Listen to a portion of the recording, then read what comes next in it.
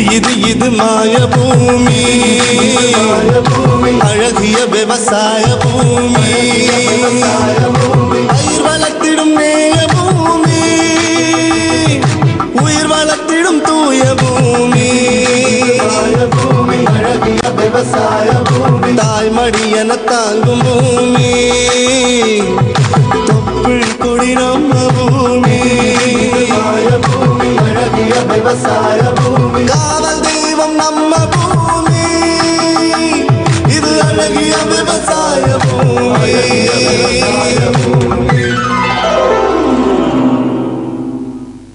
வணக்கம் வேளாண்மையாளர்களே. இந்திய வேளாண் அமைச்சகமும் கோயம்புத்தூர் பொதிகை தொலைக்காட்சி நிலையமும் இணைந்து வழங்கும் சிறுவட்ட ஒளிபரப்பு வேளாண் நிகழ்ச்சிக்கு உங்களை வரவேற்கிறோம்.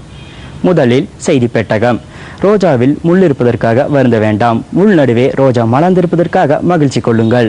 இனி தொடர்கிறது வேளாண் செய்தி அறிக்கை. வழங்குகிறார் நிஷா மற்றும் சங்கவி. வணக்கம் வேளாண் பெருமக்களே. இது கோயம்புத்தூர் பொதிகை தொலைக்காட்சி நிலையம் தயாரித்து வழங்கும் சிறுவட்ட ஒளிபரப்பு வேளாண் செய்தி அறிக்கை. ஏராளமான செய்திகள், தகவல்கள், நிகழ்வுகள், இவற்றுடன் நான் நிஷா. நான் சங்கவி. முதலில் தலைப்புச் செய்திகள். சம்பா அரிசி தெரியும், இது சம்பாய் மிளகாய். என் ராமலிங்கம் நமக்கு மிளகாய் தருகிறார். உழவர் மன்றம் தெரியும், உழவர் மன்றம் மூலம் டிராக்டர் வாடகைக்கு விடுதல் தெரியுமா? எம் சாந்தகுமார் கூறுகிறார். இனி விரிவான செய்திகள். சம்பா மிளகாய். குடிக்க கொஞ்சம் கூழ், கடிக்க கொஞ்சம் மிளகாய். இது இருந்தால் போதும், வயிறும் சுகமாக இருக்கும், வாழ்க்கையும் சுகமாக இருக்கும். சரி, கடிக்க எந்த மிளகாய்? பச்சை மிளகாயா, சிவப்பு மிளகாயா? எதுவும் வேண்டாம், சம்பா மிளகாய் கடித்து பாருங்கள் என்று சொல்லுகிறார் அன்னூர் தாலுகா கஞ்சப்பள்ளி கிராமம் முன்னோடி வேளாண்மையாளர் என் ராமலிங்கம். மிளகாய் சாகுபடி செய்தாலும் அவருடைய வார்த்தைகளில் கொங்கு மண்ணின் இனிமை செழிக்கிறது. பாருங்கள் வேளாண்மையாளர்களே. நீங்க எந்த ரகத்தை சாகுபடி செஞ்சிருக்கீங்க? சம்பா ரகம் செஞ்சுட்டு இருக்கிறேங்க. சம்பா ரகம். அப்போ ஒரு ஏக்கராவுக்கு எத்தனை கிராம் இதை தேவைப்படுங்க? ஏக்கராவுக்கு 400 கிராம் தேவைப்படுங்க ஐயா. 400, நம்ம அரை ஏக்கரை போட்டிருக்கோங்க, ஒரு 200 கிராம் நம்மளுக்கு தேவைப்படுதுங்க. சரி. இப்போ அதை இப்போ குளித்தட்டு முறையிலையும் உற்பத்தி செய்யலாம். அதாவது மேட்டுப்பாத்தி விட்டு நாற்று எடுத்து நடலாம். நீங்க எந்த முறையை கையாளுறீங்க? நாங்கள் மேட்டுப்பாத்தியே விட்டுங்க, அதுக்கு உரம் போட்டுங்க, குப்பை உரம் போட்டு மேலே தொட்டு மேலே இது மட்டை போட்டு மூடிடுவோங்க. மூடி அப்புறம் தண்ணி மேலே தொளிச்சுட்டு இந்த இதில் தொளிச்சு முளைக்க வச்சுருவோங்க நாற்றை. இப்போ நாற்றை நீங்கள் உற்பத்தி பண்ணிக்கிறீங்க. அது உங்களுக்கு களைக்கு ஏதாச்சும் முளைச்சதுன்னா அதை களைக்குள்ள அடிப்பீங்களா அல்லது கைக்குள்ள அடிப்பீங்களா? களைக்குள்ளையே அடிக்க மாட்டாங்க, எப்பவுமே கைக்குள்ள தான் எடுப்பாங்க. சரி. அப்போ இதுக்கு ஒரு உங்களுக்கு எந்த வகையான மண்வாகு அதாவது மிளகாய்க்கு பார்த்தீங்கன்னா ஒரு 6லேருந்து 7.5க்குள்ள pH இருக்கும்னு சொல்லுவாங்க. தண்ணி ஜாஸ்தி தேங்கக்கூடாது அப்படின்னு சொல்லுவாங்க. அதே மாதிரி நீங்கள் உங்களுடைய மண்வாகு எந்த வகையை சேர்ந்தது? அது இறமண்ணுக்கு அந்த மாதிரிங்க. இது செம்மண் பூமிங்க, கலர பூமி மாதிரிங்க. நம்ம எவ்வளோ தண்ணி இருந்தாலும் நம்ம பூமிக்கு மிளகாய்ச்செடிக்கு பாதிப்பு வர்றதில்லைங்க. உங்களுக்கு தண்ணி அப்படியே இழுத்துக்குது, நீங்கள் எவ்வளோ தண்ணி விட்டாலுமே அப்படியே இழுத்து பயன்படுத்திக்கிங்க. அது அப்போ ஏற்ற மண்வாகு செம்மண் பூமி உங்களுக்கு. அந்த எந்த பட்டத்தில் நாற்று விடுவீங்க? ஆவணியில் ஃபஸ்ட்லேயே நாற்று விட்டுருவோங்க. ஆவணி ஃபஸ்ட்டில் விட்டு ஆடி 18-20க்கு மேலே நாற்று நட்டுறக்கு ஆரம்பிச்சிருவோங்க. 45 நாளுங்க நாற்று விட்டு எடுத்து நட்டுறக்கு 45 நாள் தேவைப்படுதுங்க. இப்போ அதுக்கு முன்னாடி நிலத்தை பண்படுத்தணும். அது நீங்கள் இயற்கை உரம் அல்லது ரசாயன உரங்களும் போட்டு மாட்டுச்சாணி போட்டுருங்க. மாட்டுச்சாணி போட்டு அதுக்கப்புறம் உழவு போட்டிங்க ரெடி பண்ணி முடிச்சுட்டு அடி உரம் டிஏபி போட்டுருவோங்களே. டிஏபி போட்டு நாற்று நட்டிட வேண்டியதுங்க. அப்போ நாட்டினுடைய வயது எத்தனை நாள் நடுவீங்க? 45 நாள்லேருந்து 50 நாளுக்குள்ளைங்க. ஆணி ஃபஸ்ட்டில் எதுனா ஆடி 18-20லேருந்து ஆடி கடைசியில் நட்டி முடிச்சிருவோங்க. அப்போ பாத்தி முறையில் நடுவீங்களா, பார் முறையில் நடுவீங்களா? பார் முறையானா பாருக்கு எத்தனை இடைவெளி, செடிக்கு செடி எத்தனை இடைவெளியில் நடுவீங்க? பார் பாத்தி மூலியமாக நட்டால் செடி நிற்காதுங்க, அதனால் பார் ஓட்டி தான் நட்டுவோங்க. செடி 3.5 3.5, பார் அகலம் 3.5 3.5. இப்படி செடி கேப் ஒரு 2 அடிங்க. 2 அடி நட்டினா தான் செடி அளவாக இருக்குங்க, நெருக்கம் இல்லாமல் வருங்க. அப்போ அது நட்டு முற்பாடு உங்களுக்கு தண்ணி வந்து நீர்ப்பாசனம் முக்கியம். அது எந்த வகையில் செய்கிறீங்க? தண்ணி வந்து சொட்டு நீர் இல்லைங்க, தண்ணி கட்டுறது தாங்க. தண்ணி வந்து ஒரு 4 நாளைக்கு ஒருக்கா தண்ணி கட்டணும் மிளகா செடிக்குங்க. ஏன்னா மிளகா செடி வந்து உங்களுக்கு வேர் பூரா மேல் வேருங்க. அதனால தண்ணி வந்து நம்மளால விடாமல் தான் தாங்காதுங்களா, அப்படி வாட்டம் வந்துடும். சும்மா அப்படி ஈரப்பதம் வந்துட்டே இருக்கணும் மிளகா செடிக்கு வந்துங்க. 3 நாளைக்கு ஒருக்கா தண்ணி விடணும். 3 நாள் மீறி போனால் 4வது நாள் விட்டுருவானுங்க. இல்லை விடணுங்க. இதுக்கு வந்து செம்மண் பூமி, கலர் பூமியாக இருந்ததுன்னா உங்களுக்கு தண்ணி விட வேண்டிய கம்மியாக விட்டால் போதுங்க. செம்மண் வந்து அப்பவே காடு வந்து காஞ்சிரும், மேலே புடுத்தம் வந்துருங்க. வேறு ஊரம் மிளகா செடிக்கு வந்து வேறு மேல் வேருங்க. அந்த மேல் வேறுனால மேலே வந்து பதம் இருந்துகிட்டே இருக்கணுங்க. சரி, நட்டு எத்தனை நாளில் பூ பூக்கும்? பூ பூக்கிறது வந்துங்க கிட்டத்தட்ட 60 நாள் ஆகுங்க. 60 நாள் பூ பூத்தோம்னா இப்போ மிளகா செடியை பொறுத்த வரைக்கும் என்ன சொல்கிறாங்கன்னா, ஒரு 35% தான் வந்து பூ நிற்கிது. அதுவும் இல்லாமல் அப்புறம் வந்து அதிகாலையில் ஒரு 5 மணிக்கே பூவெல்லாம் விரிஞ்சிடும். அது வந்து கருவுருவுக்கு மகரம் தயாராகிருன்னு சொல்கிறாங்க. பூக்கள் உதராமல் இருக்கிறதுக்கு ஏதாவது இந்த பிளானாபிக்ஸ் மாதிரி ஏதாவது அடிக்கிறீங்களா? அடிக்கிறேங்க. அது பூ சில டைம் அது மழை வந்து அதிகமாக பெய்ஞ்சனாலேங்க பூ வந்து தன்னத்தாலே விழுந்துருதுங்க. அதுக்கு வந்து நம்ம மருந்து வாங்கிட்டு வந்து அடித்து பூ நிறுத்த வேண்டியது நிறுத்தி ஆகணும். அடித்து மருந்து அடித்து அதை நிறுத்திக்கலாங்க. அதாவது 1 மில்லி மாடல் தண்ணீரை கலந்து தெளிப்பீங்கன்னு நினைக்கிறேன். ஒரு 40 மில்லிங்க, 40 மில்லி ஒரு டேங்க் ஊற்றி அடிச்சிருங்க. அடித்து பூ நிறுத்திக்கலாங்க. சரி, எத்தனை நாளில் உங்களுக்கு காப்புக்கு வருது? அதாவது 65 நாள் ஆயிருங்க. 65 நாளில் காப்புக்கு வந்துருங்க. அப்போ எத்தனை நாளைக்கு ஒரு வாட்டி பொறிக்கலாம்? பொறிக்கிறது வந்து வாரத்துக்கு ஒரு டைம் பொறிக்கணும். 8 நாளைக்கு ஒரு டைம் தான் பொறிக்க முடியும். பச்சைக்காய் பொறிச்சிடுறதுங்க.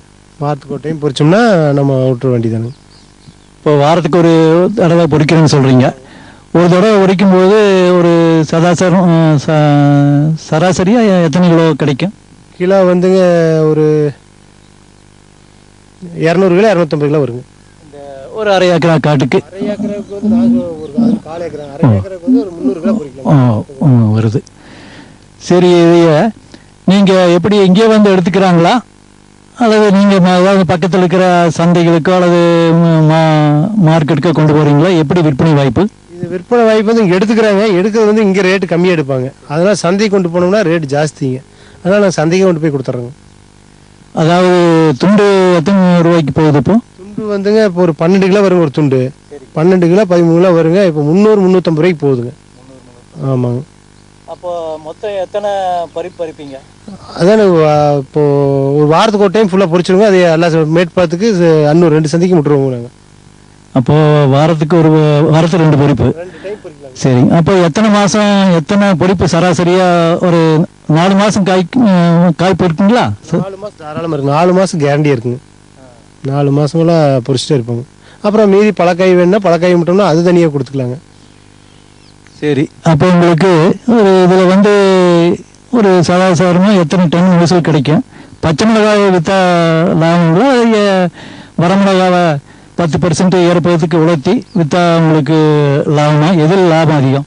இது வந்து பழமிளகாய் கொடுத்து வரக்காய் பண்ணுறதை விடங்க பச்சைக்காய் பொறிக்கிறத லாபங்க. காப்பு திறன் அதிகமாக இருக்குதுங்க. பழக்காய் கொடுத்தோம்னா பூ வந்து நிற்காதுங்க அதிகமாக. இந்த பழக்காய் செடி வந்து பழுக்கிறக்க ஆரம்பிச்சிருங்க. அதனால் முடிஞ்ச அளவுக்கு பச்சைக்காய் பொறிச்சிட்டுங்க. அதில் தப்பிச்சு விடுற காய் பழக்காய் பொறிச்சிட்டோம்னா தான் செடிக்கு நல்லதுங்க. இல்லை அப்படின்னா நம்ம பழக்காயே பொறிச்சு விற்றுக்கலாம், பழக்காய் வரக்காய் பண்ணோன்னு நினச்சோம்னா ஈல்டு கம்மியாக தாங்க. என் ராமலிங்கவங்க, கொசவனூர் தோட்டம், கஞ்சப்பள்ளி. ஃபோன் நம்பர் 98ங்க 42 65 60 42ங்க. ஒரு சிறிய விளம்பர இடைவேளைக்கு பின் மீண்டும் வேளாண் செய்தி அறிக்கை தொடரும். இந்தாங்க, வேற ஏதாவது? போதும். அட, இது என்னப்பா இவ்வளவு குறைவா ரசாயன உரமா? விவசாயத்தை விட போறீங்களா? விவசாயத்தை இல்ல, அறியாமைய விடுறேன். மண் பரிசோதனை செஞ்சேன். இனிமே அண்ணே எத்தனை அவசியமோ அத்தனை உரம் தான் நிலத்துல போடுவேன். ஆமா விவசாய சகோதரர்களே, இன்றே உங்கள் மாவட்டத்தின் அருகில் உள்ள மண் பரிசோதனை கூடத்தில் உங்கள் மண்ணை பரிசோதியுங்கள். மண் சத்து, ஈரப்பதம், செடி வளர்ச்சியை சரிபார்த்து அவசியத்திற்கு ஏற்றவாறு மட்டுமே சத்துக்களை போடுங்கள். மேலும் சல்பர், ஜிங்க் மற்றும் போரான் போன்ற நுண்சத்துக்களையும் சரிபார்க்க மறவாதீர்கள். ரசாயன உரம் மற்றும் ஆர்கானிக் உரத்தை சரியான முறையில் பயன்படுத்தி நில வளத்தை பராமரியுங்கள். உற்பத்தியை பெருக்குங்கள், செலவை குறையுங்கள், அந்நிய செலாவணியை சேமிக்க உதவிடுங்கள். கூடவே மெதுவான வேகத்தில் நைட்ரஜனை அளிக்கும் உரங்கள், அதாவது வேம்பு தடவிய யூரியா போன்றவற்றை பயன்படுத்துங்கள். யூரியாவை இலைகளின் மேல் தெளியுங்கள். ஆஹா, நீ நெசமாவே புத்திசாலி ஆயிட்டப்பா. மேலும் விவரங்களுக்கு தொடர்பு கொள்ளவும் மாவட்ட வேளாண் அதிகாரி அல்லது விவசாயி கால் சென்டரை. வேளாண் செய்தி அறிக்கை தொடர்கிறது. பொள்ளாச்சி ஜமீன் காளியாபுரம் முத்துச்சாமி கவுண்டர் தோட்டத்தில் முன்னோடி வேளாண்மையாளர் எம் சாந்தகுமார். உழவர் மன்றம் செயல்பாடுகளில் தீவிர ஈடுபாடு கொண்டவர். அவர் கூறுகின்ற செய்தி வேளாண்மையாளர்களுக்கு பேருதவியாக இருக்கும். உழவர் மன்றம் மூலமாக தேவைப்படும் வேளாண்மையாளர்களுக்கு டிராக்டர் வாடகைக்கு விடுதல் என்பது வித்தியாசமான செயல்பாடுதானே. இதன் மூலம் பொருளாதார சிக்கல் ஏதுமில்லாமல் தேவைப்படும் காலத்தில் பல வேளாண்மையாளர்கள் டிராக்டர் வாடகைக்கு எடுத்து பயன்பெறுகிறார்கள். ஏனென்றால் டிராக்டர் வாங்குதல் எப்போதும் ஒரு பெரும் முதலீடுதான். சிறு குறு வேளாண்மையாளர்களுக்கு டிராக்டர் வாடகைக்கு பெறுதல் என்பது எவ்வாறு உதவிகரமாக இருக்கிறது என்பதை தெரிந்து கொள்வோம். கோவை மாவட்டம் பொள்ளாச்சி வடக்கு பெரும்பதி அப்படிங்கிற ஒரு கிராமத்தில் சாந்தகுமார் அவருடைய தோட்டத்திலிருந்து பேசிட்டு இருக்கோம். இவர் பசுமை உழவர் மன்றத்தினுடைய ஒரு அங்கத்தினர். இவர் அவருடைய குழுக்களினுடைய முயற்சியினால ஒரு டிராக்டர் ஒன்று வாங்கியிருக்காங்க அவங்க மன்றத்திற்காக. அந்த பசுமை உழவர் மன்றத்தின் சார்பாக விவசாய பெருமக்களுக்கு இந்த டிராக்டர் குறைந்த விலையில் வாடகைக்கு கொடுக்குறாங்க. அதை பற்றி தான் இப்போ நம்ம அவர்கிட்ட பேச போகிறோம். சொல்லுங்க சாந்தகுமார், உங்களுடைய பசுமை உழவர் மன்றத்தை பற்றி ஃபர்ஸ்ட் சொல்லுங்க. வணக்கம்ங்க. நாங்கள் பெரும்பதி பசுமை உழவர் மன்றத்தில் நானும் ஒரு உறுப்பினருங்க. நாங்கள் பெரும்பதியில் மாதம் ஒரு நாங்கள் பசுமை உழவர் மன்ற இதாக இருக்கிறனால மாதம் ஒரு மீட்டிங் போடுவோம். அப்படி மீட்டிங் போடுற போது ஒரு மாதத்தில் திடீர்னு அங்கே கம்பெனியிலேருந்து டிராக்டர் இந்த மாதிரி விசிட் வந்தாங்க. விசிட் வந்துட்டு இந்த மாதிரி என்னங்க எனக்கு இந்த கிராமத்துக்கு நாங்கள் இப்படி வந்திருக்கிறோம் அப்படின்னு சொன்னாங்க. அப்போ வாங்க அப்படின்ட்டு எங்கள் தலைவர் அவர்கள் இந்த மாதிரி நாங்கள் இந்த மாதிரி இது போட்டிருக்கிறோம், மீட்டிங் போட்டிருக்கிறோம், நீங்கள் சொல்லுங்கள் அப்படின்னு சொன்னார். அப்போ தலைவர் சொன்னதுக்கு அப்புறம் அவங்க பேசுகிற போது என்னங்க இங்கே வாங்க, இந்த மாதிரி நாங்கள் சப்சிடி கொடுக்குறோம், நீங்கள் டிராக்டர் எடுத்தீங்கன்னா ஒரு ரொட்டாவேட்டர் உங்களுக்கு கொடுக்குறோம், அது உழவர் மன்றம் மூலியமாக நீங்கள் எடுக்கிறனால உங்களுக்கு கம்மி பண்ணி தர்றோம் ரேட்டு அப்படின்னாங்க. அப்புறம் சரி அப்படின்ட்டு அப்புறம் தலைவரோட முயற்சியினால் அப்புறம் நாங்கள் எல்லாம் சேர்ந்து ஒட்டுக்க போனோம். போய் அதே மாதிரி அவங்களும் ஃப்ரீயாக ரொட்டாவேட்டரு 1 லட்ச ரூபாய் உள்ளது. சரி, நீங்கள் உழவர் மன்றத்துக்கு நீங்கள் நல்லது செய்கிறீங்க, மக்களுக்கு நல்லது செய்கிறீங்கன்னா 1 லட்ச ரூபா கம்மியாக கொடுத்தாங்க. அப்போ நாங்கள் இப்போ இது எல்லாம் நாங்கள் உழவர் மன்ற மெம்பரு போக மற்ற பக்கமும் நாங்கள் வாடகைக்கு போயிட்டுருக்குறோம். மற்ற வண்டிகளை 1000 ரூபாய்க்கு ஓட்டுதுன்னா நாங்கள் கம்மியாக 800 ரூபாய்க்கு ஓட்டுறோம். எங்களுக்கு லாப நோக்கில் நாங்கள் செய்கிறதில்ல. விவசாயிகள் பயன்படணும். உழவர் மன்றத்து சார்பில் விவசாயிகள் பயன்படணும். குறித்த நேரத்துக்கு வண்டி கிடைக்கிறதில்ல. அந்த மாதிரி இருக்கிற போது நாங்கள் போய் அவங்க கூப்பிட்ட போது உடனே நாங்கள் ஒரு நாளைக்கு 10 மணி நேரம் ஓட்டுறாங்கன்னா ஒரு ரொட்டாவேட்டர்னா ஒரு 800 ரூபா வாங்குகிறோம். மற்ற வண்டி 1000 ரூபா வாங்கிட்டு இருக்கிறாங்க. 800 ரூபாய்க்கு நாங்கள் ஒரு 5000 ரூபாய்க்கு டீசல் அடித்து 2000 ரூபாய்க்கு ஒரு 1000 ரூபாய்க்கு டிரைவருக்கு செலவு போக எங்களுக்கு ஒரு 2 ரூபா கிடைக்கும். அப்படி 3 மாதத்துக்கு ஒருக்கா உழவர் மன்றம் மூலியமாக நாங்கள் 45,000 ரூபா டியூ கட்டிகிட்டு இருக்கிறோம். இப்போ எடுத்து இப்போ 1.5 வருஷம் ஆச்சு. டியூ பெண்டிங் இல்லாமல் போயிட்டுருக்கு. அதே மாதிரி 5 கொத்து 9 கொத்து எல்லாமே எங்ககிட்ட இருக்குது. 5 கொத்துக்கு 500 ரூபா நாங்கள் சார்ஜ் பண்ணுறோம். 9 கொத்துக்கு அதே மாதிரி 500 ரூபா சார்ஜ் பண்ணுறோம். அப்படி பார்க்க போகிற போது ஒரு 10 மணி நேரம் ஓட்டுனா எங்களுக்கு குறைந்தபட்ச லாபம் ஒரு 2 ரூபா கிடைக்கும். நாங்கள் லாபத்தை எதிர்பார்க்கறது இல்லை. விவசாயிகளுக்கு நல்ல முறையில் ஓட்டி கொடுக்கணும். எங்கள் உழவர் மன்றம் எப்போ செயல்படணும் அப்படிங்கிறக்கா அந்த நோக்கில் நாங்கள் பண்ணிகிட்ருக்குறோம். இப்போ உங்களுக்கு இந்த மாதிரி லாபம் கிடைக்கக்கூடிய ஒரு பணம் இருக்கு இல்லைங்களா, அதெல்லாம் நீங்க மன்றத்தினுடைய பெயர்ல வர வச்சுக்கிறீங்க? ஆமாங்க, மன்றத்து மூலியமா தான் நாங்கள் பேங்க்ல இது வச்சிருக்கிறோமுங்க. அக்கௌண்ட் வச்சு அந்த மூலியமா தான் கட்டிட்டு இருக்கிறோம் நாங்கள். இப்போ நீங்கள் சொன்னீங்களா 9 கொத்து 6 கொத்து அப்படின்னு சொன்னீங்களா, அது மணிக்கு வெளியெல்லாம் என்ன விலைக்கு வாடகைக்கு கொடுக்குறாங்க, நீங்கள் என்ன விலைக்கு கொடுக்குறீங்க? அவங்க வெளியே 650 ரூபாய்க்கு ஓட்டிட்டு இருக்கிறாங்க. நாங்கள் தலைவர் சொன்னதுனால நாங்கள் அந்த லாப நோக்கு எடுக்கிறதுக்கு இல்லை. 500 ரூபாய்க்கு ஓட்டி நாங்கள் டிரைவருக்கும் போக ஒரு 1000 ரூபா அந்த 5 கொத்து 9 கொத்து ஓட்டினா 1000 ரூபா நிற்கும். இன்னைக்கு வளர்ந்து வரக்கூடிய ஒரு காலகட்டத்தில் பார்த்தீங்கன்னா இந்த ஏறு வச்சு உழுகிறது இதெல்லாம் மறைஞ்சு போயிட்டு இருக்குது. இப்போ நீங்கள் விஞ்ஞான சாதனம் மூலம் அப்படின்னு சொல்லும்போது நம்ம டிராக்டர்லாம் வச்சு பயன்படுத்துறீங்க. இந்த மாதிரி பயன்படுத்தும் பொழுது உங்களுக்கு என்னென்ன லாபங்கள் அப்படின்னு சொல்லுங்க. அதாவது உங்களுக்கும் உங்களது விவசாயிகளுக்கு நீங்கள் ஓட்டி கொடுக்குறீங்களா, அவங்களுக்கு இந்த நேரத்தில் மிச்சத்துலேருந்து வேற என்னென்ன லாபம்னு சொல்லுங்க. நீங்கள் விவசாயிகளுக்கு பார்த்தா சொன்னபடியே உடனே வேலை நடக்குதுங்க. அவங்களுக்கு ஏறுனா ஒரு நாளைக்கு ஒரு 4 அனுப்பு தான் ஓட்ட முடியும். இப்போ ஆள் பற்றாக்குறை நிறைய இருக்குது. விவசாயத்தை பொறுத்தளவுக்கு ஆளே கிடைக்கிறது இல்லை. அப்போ நாங்கள் இந்த இது மூலியமாக டிராக்டர் மூலியமாக பயன்படுத்துகிற போது அவங்களுக்கு குறிப்பிட்ட நேரத்துக்கு கரெக்டாக நாங்கள் ஓட்டி கொடுக்குற போது அவங்க தானியங்கள் எதாக இருந்தாலும் போடுறது கரெக்டாக அந்த டைமுக்கு போட்டு நல்லா பயன்படுறாங்க, லாபம் ஈட்டுறாங்க. அப்போ எங்களுக்கு குறைந்த முதலீடு வாங்குற போது எங்களுக்கு தெரியறதில்லை. அப்போ மாதம் டியூங்கிற போது எங்களுக்கு தொகையும் தெரியறதில்லை.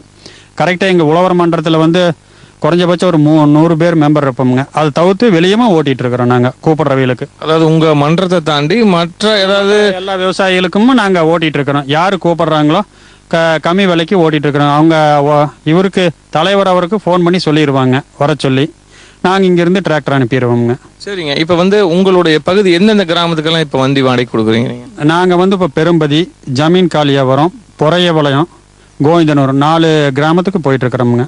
இந்த மாதிரி கொஞ்சம் வெளியூர், அதாவது கொஞ்சம் தள்ளி இருக்கிறவங்க கேட்டாலும் நீங்கள் ஏதாவது கண்டிப்பாக நாங்கள் செய்வோமுங்க. எங்கள் உழவர் மன்றம் மூலியமாக தொடர்பு கொண்டாங்கன்னா நாங்கள் கண்டிப்பாக போய் அது நல்லபடியாக செஞ்சு கொடுப்போம். இது வந்து நாங்கள் லாப நோக்கில் பண்ணுறதில்ல. விவசாயிகளுக்கு வந்து ஆள் பற்றாக்குறை இருக்கிறதுனால நாங்கள் வந்து சரியான நேரத்துக்கு கூட்டிகிட்டு போய் அந்த இது அவங்களுக்கு வந்து ஒரு நஷ்டம் இல்லாமல் பயிர் போடுறதுக்கு நஷ்டம் இல்லாமல் பண்ணுறதுக்காக நாங்கள் இந்த வந்து பண்ணிகிட்ருக்கிறோம் உழவர் மன்றம் மூலியமாக. உங்க உழவர் மன்றம் சார்பா இந்த நீங்க டிராக்டர் வந்து விலைக்கு வாங்கின மாதிரி இதே மாதிரி நிறைய உழவர் மன்றங்களும் செயல்பட்டு இருக்கோம். அந்த மாதிரி உழவர் மன்றங்களும் இந்த மாதிரி ஒரு டிராக்டரை வாங்கி அவங்களும் வந்து விவசாயிகள் பயனடையணும் அப்படின்னு சொல்லி வாடகைக்கு கொடுக்குறாங்க அப்படின்னா அவங்க வாங்குவதற்கு என்னென்ன அதாவது வரைமுறைகள் அப்படின்னு சொல்லுவாங்க? ஒன்றும் இல்லைங்க, குறிப்பிட்ட மெம்பரக இருந்தால் போதும்.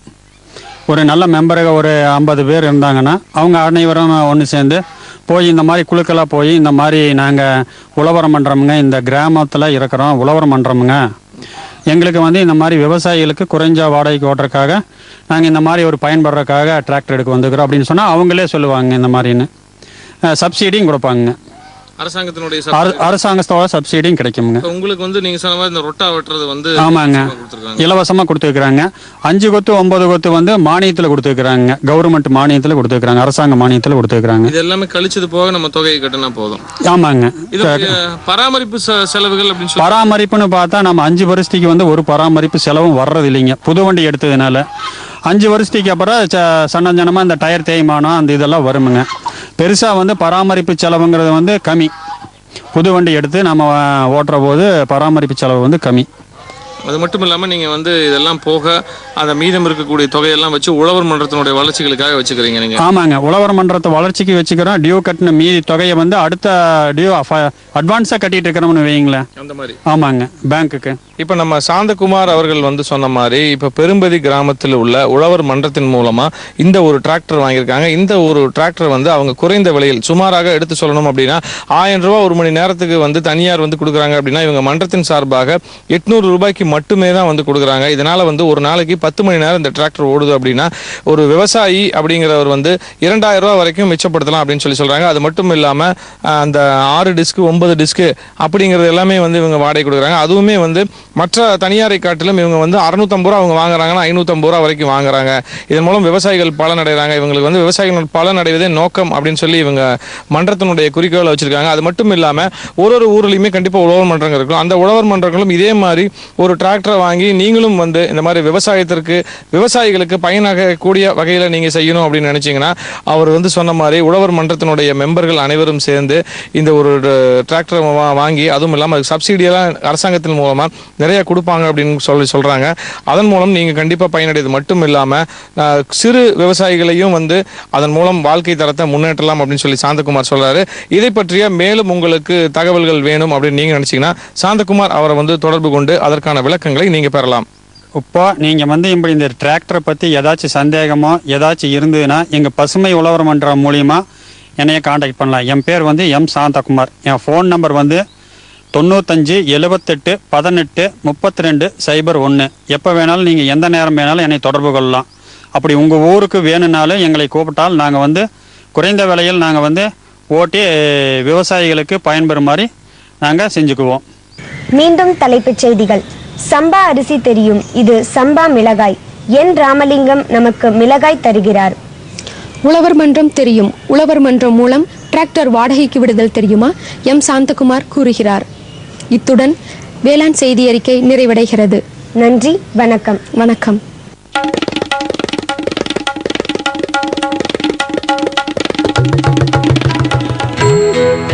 அத்தை, நான் ஸ்கூலுக்கு போயிட்டு வரேன் படிக்க. ஸ்கூலுக்கா? கல்யாணம் கட்டிட்டு வரச்சே என்னவோ சொன்ன படிச்சிருக்கானுட்டு. அட அத்தை, நான் ஃபார்ம் ஸ்கூலுக்கு போறேன். விவசாயத்துல புதுசான விஷயங்களை கத்துக்க நீங்களும் வாங்க அத்தை. ஃபார்ம் ஸ்கூல் இங்கு நிலத்தின் பயிர் உற்பத்தியை பெருக்குவதற்கான அனைத்து முறைகளும் விவசாயிகளுக்கு சொல்லித் தரப்படுகின்றன. அதாவது மண்ணிற்கு உகந்த சரியான உரம், தரமான விதை மற்றும் தேவைக்கு ஏற்ப பூச்சிக்கொல்லி போன்றவை. அதனால குறைஞ்ச செலவுல அதிக லாபம்.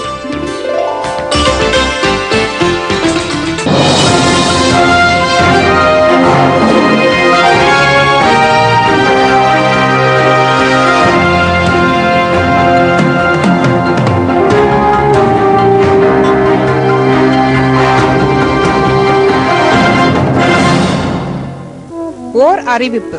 போலியான அபாயகரமான சட்டவிரோதமான பூச்சிக்கொல்லிகள் பற்றிய எச்சரிக்கை. உரிமம் பெற்ற அனைத்து விற்பனையாளர்களுக்கும் வேளாண்மை உற்பத்தி பொருட்களின் ஊட்டச்சத்து குறைவில்லாமல் உற்பத்தியை பெருக்குவதற்காக பாதுகாப்பான உணவு வகைகளை வளர்ப்போம் என்ற இயக்கத்தை இந்திய அரசின் வேளாண்மை மற்றும் கூட்டுறவுத்துறை மேற்கொண்டுள்ளது. இந்த இயக்கத்தில் உரிமம் பெற்ற அனைத்து பூச்சிக்கொல்லி டீலர்கள் மற்றும் சில்லறை விற்பனையாளர்கள் முக்கிய பங்கு வகிக்க முடியும் என்று வேளாண்மை துறை நம்புகிறது. கீழ்கண்ட நடைமுறைகளை டீலர்கள் மற்றும் சில்லறை விற்பனையாளர்கள் பின்பற்ற வேண்டும் என்று வேளாண்மை துறை கேட்டுக்கொண்டுள்ளது. போலியான அபாயகரமான பூச்சிக்கொல்லிகளை சேமித்து வைப்பதையோ விநியோகிப்பதையோ விற்பனைக்காக வைக்கப்படுவதையோ தவிர்க்க வேண்டும். இவற்றை மீறுவது 1968 ஆண்டு பூச்சிக்கொல்லிகள் சட்டத்தை மீறுவதோடு தண்டனைக்குரிய குற்றமாகும். பதிவு குழுவின் உரிய பதிவு சான்றிதழ் இல்லாமல் பூச்சிக்கொல்லிகளை சேமித்து வைக்கவோ விநியோகிக்கவோ விற்பனை செய்யவோ கூடாது. இதுவும் 1968 ஆண்டு பூச்சிக்கொல்லிகள் சட்டத்தை மீறுவதோடு தண்டனைக்குரிய குற்றமாகும். பூச்சிக்கொல்லி மருந்துகளை சேமித்து வைக்கவோ விற்பனை செய்யவோ சட்டப்படி உரிய உரிமம் வைத்திருக்க வேண்டியது அவசியமாகும். பூச்சிக்கொல்லி மருந்து உற்பத்தி நிறுவனத்திடமிருந்து வாங்கிய பூச்சிக்கொல்லி மருந்துகளின் விவரம் குறித்த சான்றிதழ் பூச்சிக்கொல்லி மருந்து உரிமம் பெறுவதற்கு அவசியமாகும். உரிய ரசீதுகள், விலைப்பட்டியலோடு பூச்சிக்கொல்லி மருந்துகளை முகவர்களும் விற்பனையாளர்களும் வாங்க வேண்டும். விவசாயிகள் பூச்சிக்கொல்லி மருந்து பற்றி தெரிந்து கொள்ள பூச்சிக்கொல்லி மருந்து பற்றிய ரசீதுகள் மற்றும் விலைப்பட்டியலில் சட்டத்தின்படி உற்பத்தி குறியீட்டு எண், உற்பத்தி தேதி, காலாவதியாகும் தேதி உள்ளிட்ட விவரங்கள் அச்சிடப்பட்டிருக்க வேண்டும்.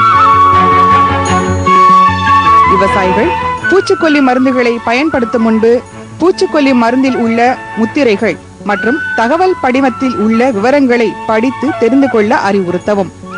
தகவல் படிவத்தில் உள்ள விவரங்களுக்கு மாறாக எதையும் விவசாயிகளுக்கு ஆலோசனையாக தெரிவிக்க கூடாது.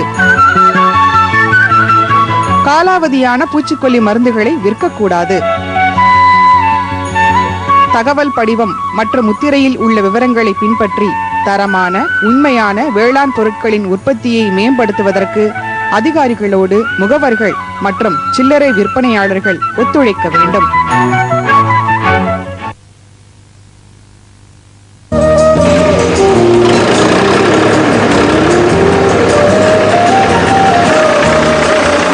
கருப்பா விதை வாங்கின, பூச்சி மருந்து வாங்கின, இப்ப உரம் வாங்கியிருக்க. இவ்வளவுத்துக்கும் பணம் எங்க இருந்துப்பா வருது? முருகா, இப்ப நான் பணத்தை பத்திக்கான கவலையே பறதில்ல. ஏன்னா என்கிட்ட தான் கிசான் கிரெடிட் கார்டு இருக்கு. கார்டு? இது என்னப்பா? அதாவது இது பேங்க்ல குடுக்குறாங்க. இந்த கார்டை வச்சுக்கிட்டு ஒரு குறிப்பிட்ட தொகைக்கு நம்ம நிலத்துக்கு என்னென்ன சாமான் தேவையோ. அப்படியா? எனக்கும் ஒரு கார்டு வாங்கி கொடுப்பா. அப்படியா?